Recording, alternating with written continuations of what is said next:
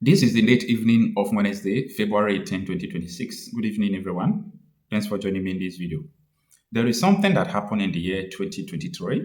A non-government organization approached me, and when they approached me, they said they are, writing documentaries that they need my assistance. So I replied them, what could that be? They said that as much as possible, that I should give them the informations, the dates, the causes, and what led to the terrorist attacks. That any of them that I can give them, that I should just send it to them. So it was a great work, and I started documenting it. And I sent it to them. And after sending it to them, both the date, the time, the causes of the terrorist attack, the motives, both how they were funded, and so on and so forth, I sent it to them. And after 2 days, I was waiting to hear from these people. And, you know, a lady called me and she told me that they are not going to make use of my report, but they appreciate my time. I said, no problem. But can you just let me know the reason why you decided not to make use of my report? Because you approached me to give you some information and sending it to you, you are getting back to me that they can't make use of it. It sounds somehow so. Can you just clarify it? And the lady told me that there are some informations I sent to them that they don't believe it. And one of them is our massacre. Yeah, the Islamic State of West African province came to Owo and massacred people in St. Francis Xavier Catholic Church. And in that report, I gave them everything. I told them that ISWAP was contracted, they were mobilized, and they were paid to do that. So that was why they rejected my report. They said that I should provide who mobilized the ISWAP. I say, hey, you are crossing a boundary. You asked for information, so I'm giving it to you. If you can't accept that ISWAP was contracted and mobilized to go and bomb that church, then you have to leave the report just as you have said. But you know what? Yesterday was 17. You know that these people were arrested that year, same 2022. The people that carried out the attack, some of them were arrested in the state, some of them were arrested in Kogi State. So yesterday, the DSS came to the court. Guess what? The DSS said that these people were mobilized. These people were paid to attack the Owo church. So that means that that lady will now regret for rejecting that report. Now, since the Department of State Service have come to court to tell the whole world that these people were actually mobilized, were contracted and paid to kill the Catholic Church people of St. Francis Xavier Catholic Church. You see, that attack was something else because that St. Francis Xavier Catholic Church Owo, the name is the same name of my church. My church that in my village, my community is St. Francis Xavier Catholic Church. So because of that, the thing was always in my mind. So that was why I was able to dig deep, seek for information about what actually happened. That was far back, 2023. So I thank God that DSS have come to court to say the same thing. That these people were paid. These people were mobilized. These people were contracted to kill the Catholic Church people. Now, DSS now will be saddled with the responsibility of proving what they have come to court to say. That is to provide who mobilized them, who paid them. You see, the problem with issue of terrorism in Nigeria, as I used to say, is not because of the people carrying out the activities, but the people who are sponsoring them. The people who are sponsoring them are the problem. The big men, many of them are in politics. They don't need you. They don't need the police. Just few people controlling Nigeria. If you understand how this electoral reform was, passed how it passed the National Assembly and Tinubu just signed it into law today, you will see that there are just few people controlling Nigeria. And anything those people say it will happen, it will happen. Nigeria is irredeemable. People fail to understand this. Now, let me shock you. Even when the DSS have come to court to tell the court that people mobilize these terrorists, people pay them to go and kill Christians in St. Francis Xavier Catholic Church, they will not bring out these people. If you doubt what I'm telling you, go and ask them who called the soldiers that left the Catholic school before they carried the children in Niger State just a few months ago. The whole world, senators were crying, they were shouting, who made the call? Who made the call? Christopher Musa said he is going to investigate who made that call. Hey, Christopher Musa Alpha, you can't understand Nigeria. See, I am saying this not because I hate Nigeria. This is because the truth is the country will never work. No amount of effort you will put that to make it to work. You see, truth is bitter, but saying it is controversial.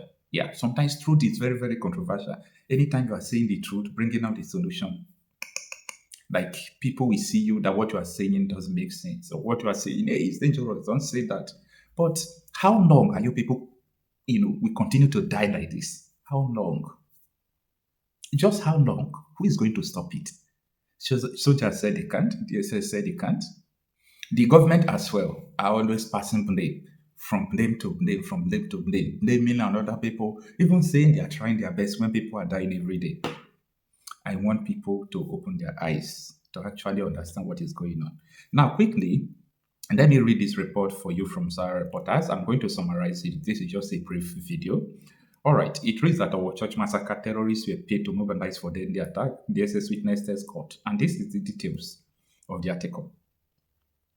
A protected witness of the Department of State Services, DSS, on Tuesday gave a step-by-step account of how suspected terrorists were funded, armed, and mobilized to attack St. Francis Xavier Catholic Church, or Ondo State, on June 5, 2022.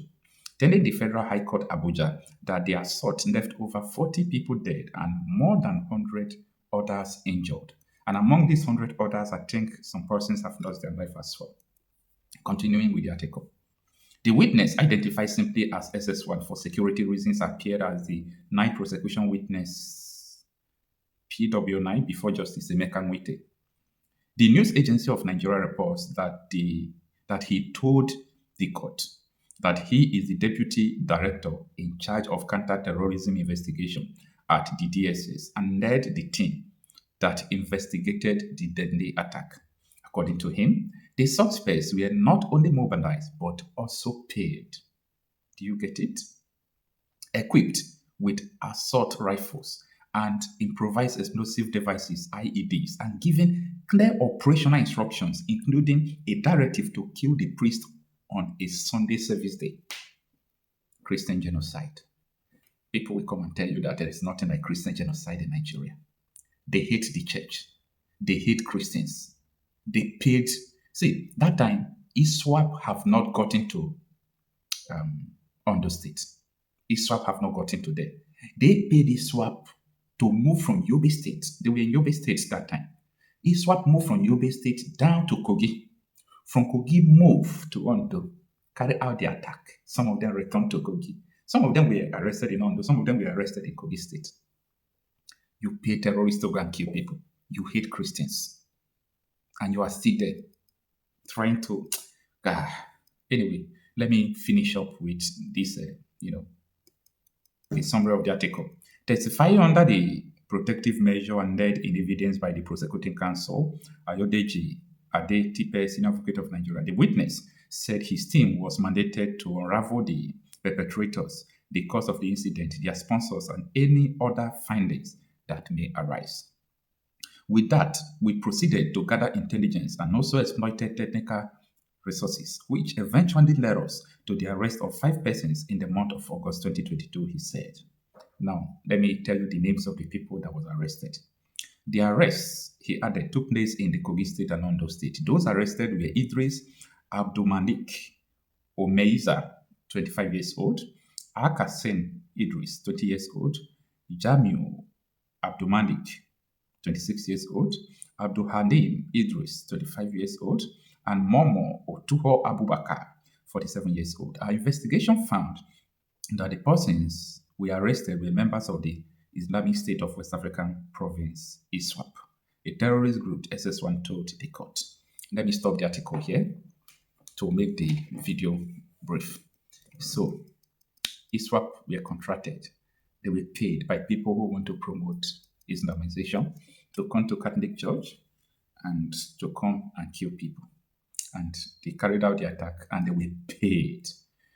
Anyway, the burden of providing people who actually carry out this attack is now on the Department of State Service. They've got to provide these people. It is must. They've got to provide them. But unfortunately, they won't, because these people sponsoring terrorists are so powerful. They are so powerful. If you want to understand them more, go and ask to Shomone. Shomone will tell you that these people doing this are former major generals. This was what Shomone said. It was recorded on the national television. Ask Kunda Olawumi, he will tell you that they are in the presidencies. Ask Tiwa Danjuma, he will tell you that these people are in the military. Like, let me just tell you, see the issue of killing in Nigeria, it will only increase. It cannot diminish. Because the people doing it are the people claiming to fight it. How is it possible? Benue State Governor just told everybody, and later he is now covering his shame. Benue State Governor doesn't have integrity. And this is the reason why I'm saying this, just for the record's sake. He came to national television to tell everybody that he conducted judicial panel of inquiry. And the inquiry indicted senators who are sponsoring the killing in Benue. And the information, confidentially, the list circulated, the document circulated. The governor, up to today, after confessing on national television, they closed the case. The document with us, fear will not let us to publish it because the state did not officially publish it. Do you see the way Nigeria is? And this man happens to be a Reverend Father.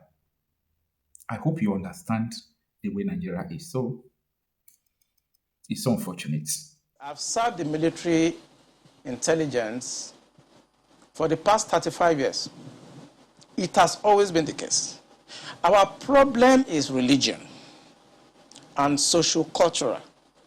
I mean, people will expect me to come here and start talking about kinetics, about operation, and so on. I've been an operational commander all my life. I've commanded warships, I've commanded troops, I've commanded men outside Nigeria, and so on. But I'm not going to come to your station to discuss kinetics. The problem is not kinetics. In 2017, 2016, I'm always a member of the Security and Intelligence Brief at the Defense Headquarters. I said the center of gravity of Boko Haram and insurgency in Nigeria are the sponsors of that program. It was beyond us. Because the job we need to do is kinetics. Fight, destroy places, resolve issues. Yep. But we cannot resolve issue of sponsors of Boko Haram that were in Buhari's government, that we know them. When you say we, who I was in the military intelligence. Okay. And the defense headquarters staff that I work with, they know. And that was why we couldn't pursue that aspect that could have resolved that problem. Because you need to arrest people. And recently, 400 people were gathered as sponsors of Boko Haram. Why is it that the government has refused to try them? You remember this Boko Haram issue started since 2012. Yeah. And I was in the military intelligence that time. We arrested those people. It is my organization that actually conducts interrogation and interview. And they mention names. I mean, I can't come on the air and start mentioning names of people that are presently in government now that I know. Presently in government. That the boys that we arrested mentioned. Some of them are governors now. Some of them are in the Senate. Some of them are in Aso Rock. Why should a government try to cause this kind of embarrassment and insecurity to the sense of what happened yesterday? And the solution I gave them in 2017, because when I identified the center of gravity for General Lonshokin, and they couldn't pursue it, because some of them were ministers. And what I'm saying now, the Department of State Services are listening to me. They know them. Yeah, Commodore. So the solution I gave them was that if we can't pursue the policy strategic level, because the people that we need to talk to are also, going to be difficult to deal with. I said what they should do now is to conduct two things. We should buy blimps. The blimps are not UAVs. They are not drones. Blimps are equipment that can fly up to 10,000 feet, 30,000 feet, static if you want, mobile if you want, and they carry a lot of payload. We saw them in Afghanistan. We saw them in Kenya. This will be something that can give us real-time intelligence, and we can know where these bandits or terrorists, where they emanate from, when they finish operations that they've done, where they go back to. Okay. Well, let's They pick did up on... not buy this equipment up to. This government does not want to resolve this problem.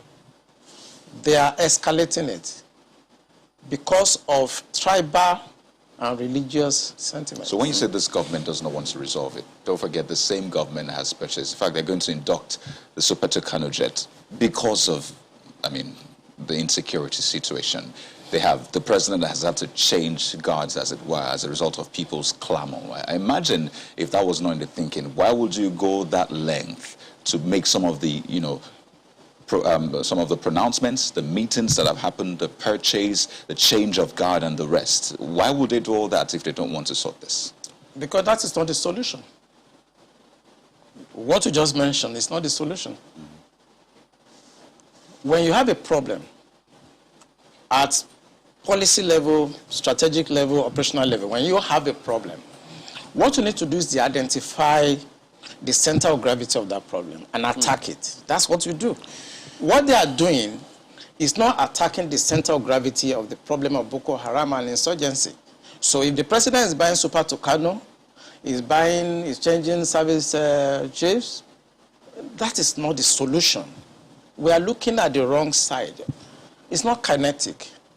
It's politics. Are you ruling out kinetic altogether? I can't rule out kinetic because so it's a spectrum.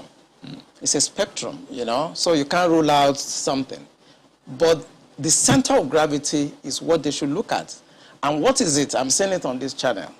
It is the sponsor of Boko Haram and bandits. And speaking about the sponsors, when you say the DSS, and they could be listening to you, but so they profile, part of their responsibility is to profile all of these persons before they either vie for elections or before, they are nominated for any of these positions. Doesn't that happen? Don't they get intel and say, look, this and this is what we found, and then we don't think that this should proceed further? Doesn't that happen? It does. When I worked with the DSS in 2007, because when Yaradua approved the operational order that we did, we now have to work together as a team. He actually forced all of us to sit down together and work together. I was surprised at the tremendous amount of information had by DSS. I was shocked. We in DI, I was in Defense Intelligence Agency, and when they were forced to bring out the files, I was shocked. They have so much information at DSS presently, as I'm talking about what I'm talking about. They have. But you see, if a fish is going to get spoiled, it's going to start getting spoiled from the head. The DSS will not do anything except the Commander-in-Chief's body language shows that this is the direction I want to go. That is where the problem is. The DSS has tremendous information. By the time 2023 is here and somebody take over and wants to undo some of this evil that I've seen in this country, you'll be surprised names that the DSS will bring out. They have the information. There's nothing I'm going to say here that they don't have. The defense headquarters have the solution for the kinetic aspect. They do. I'm not going to come here to advise them. I work with them, and they're still there. The Chief of Naval Staff was in the intelligence with me. We were together in Defense Intelligence Agency. That's Vice Admiral Gambo. I know these people are good. They know what to do. It's not that they have problems. It has to do with politics, the sponsors, people that feel that this country should be Islamized. Assuming but not conceding that, that all of this is the case. So what is the end game? Because I imagine as a strategist, that's what you think about. So these things are happening. what is the end game? So why will this be allowed to fester? For what purpose? The end game for them, because normally when you want to look at this type of challenges, what you do is that you go through what we call the intelligence cycle, okay? When you do the processing and you do the analysis before dissemination point, you discover that the end game for them is to just turn this country into like a Taliban type of country. And it's a mindset. And anything goes. In other words, 10% casualties, 20% casualties is allowed in trying to achieve the end game of Islamizing this country. That's for the terrorists, the bandits. It's not for the terrorists and the bandits, for the sponsors. Because I told you, and I will repeat on this channel, the sponsors of Boko Haram and the bandits are the problems. And defense headquarters, the army headquarters, the naval headquarters, the air force cannot do anything about that. Buhari has to do something about that. The Interpol has the list of those people that are sponsoring Boko Haram. I work with Interpol. They should ask. If they don't know, they should ask. The government of Dubai, they have the list of those people. During the trial of those people that were caught, names were mentioned. They have the list. The government also told us that they've arrested 400 sponsors of Boko Haram. Why should the government not try those people and bring peace and harmony and safety to this nation? Why won't the government do that? Those people that are going to harass cadets and officers in NDA, they live around the place. I know NDA very well. I was in Georgia, I was in NDA as young officers, and I know the area very well. They live around the place. So why can't you put up a blimp that can see what they are doing in real time and eliminate them? Why won't you do that? In fact, there were more details saying that some persons slept up, but we'll come to that hopefully. Mark has got some questions for you.